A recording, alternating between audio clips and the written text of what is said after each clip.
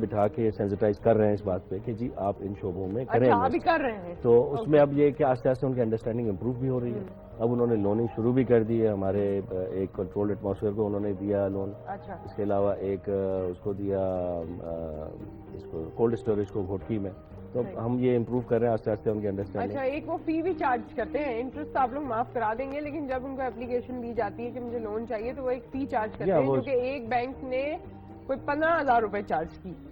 ہاں تو یہ تو کافی ہے. اگر آپ لون کی پروسیسنگ کی جس کے بعد وہ ہاں یا نہیں کریں گے اس پہ وہ 15,000 کما لیں تو ماشاءاللہ یہ تو بہت بینک کے کچھ چارجز تو ہوتے ہیں وہ کچھ ہونے چاہیے نا سر. یونس صاحب اگر ہم 3 بینکوں میں اپلائی کریں, پتہ نہیں کون سا بینک لون دے, تو 15,000 دیں تو 45,000 تو ہمارے ادھر چلے گئے. 2% کرتے ہیں.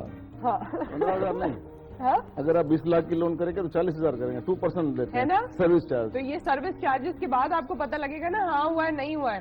تو اس پہ بھی آپ لوگ پلیز ذرا بینک نہیں, یہ ہم اس کے اوپر بھی سینسٹائز ان کو کر رہے ہیں کیونکہ اسٹیٹ بینک کی ایک پالیسی ہے کہ ان کو اپنی جو لوننگ کا ایک حصہ ایگریکلچر یا اس ویلیو ایڈیشن پہ دینا ہے.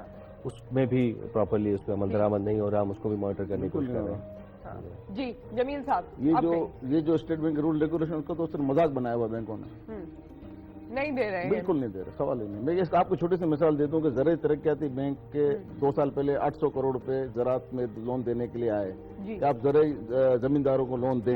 اس میں سے صرف ڈیری فارمر کے لیے 5 کروڑ روپے تھے, 795 کروڑ زراعت کے لیے تھے, جبکہ ہمارا وہ ٹوٹل پاکستان کی زراعت میں 52% لائف اسٹاک کا حصہ ہے.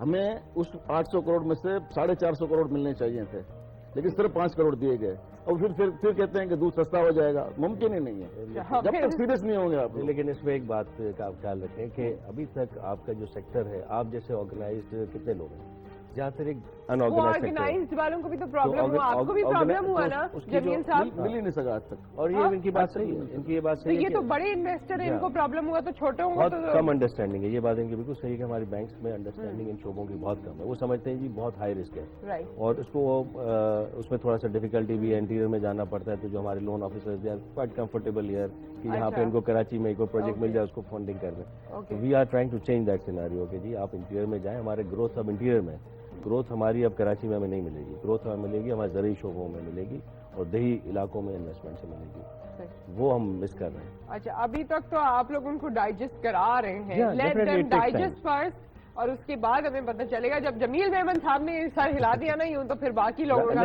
مائنڈ سیٹ چینج ہوتے ہوئے دیر لگتی ہے. مائنڈ سیٹ راتوں رات چینج نہیں ہوتا. It is a continuous effort. اور اس کو ہمارا وقت ختم ہو گیا اس نوٹ پہ. Thank you so much for joining us. We wish you all the luck. تہہ دل سے کہ آپ لوگ بینکس کو آمادہ کریں, کیونکہ واقعی یہ بہت امپورٹنٹ چیز ہے.